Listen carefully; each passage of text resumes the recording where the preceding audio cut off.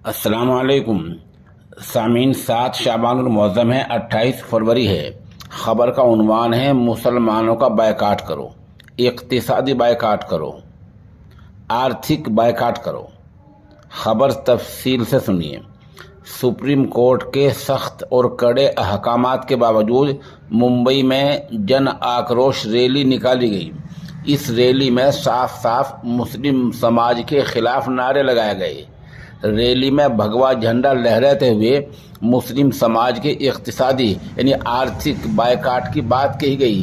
कहा गया कि मुस्लिम समाज को रोजगार में नुकसान पहुंचाओ।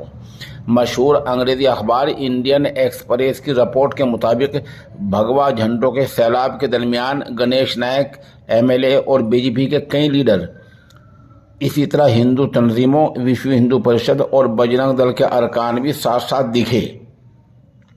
इंडियन एक्सप्रेस की रिपोर्ट के मुताबिक काजल शिंगला उर्फ काजल हिंदुस्तानी ने कहा, नवी मुंबई में लैंड जिहाद यानी ज़मीनी जिहाद इतना आम हो चुका है कि आज 25 बांग्लादेशी मुसलमान एक कमरे में रहते हैं। लोगों से मुस्लिम दुकानदारों का बायकाट करने की अपील करते हुए हिंदुस्तानी ने दावा किया कि उन्होंने यानी मुसलमानों ने हमारी पैदावार और फलों की मंडियों पर कब्जा कर रखा है। मैं चाहती हूँ कि आप मेरे साथ कहें, हम महाराष्ट्र के लोग इनका माशी बायकाट करेंगे। इस बीच मुंबई पुलिस का यह बयान आया है कि इन तकरीरों का और इन बयानों का जायजा लिया जा रहा है। इससे आगे अभी तक कुछ नहीं हुआ।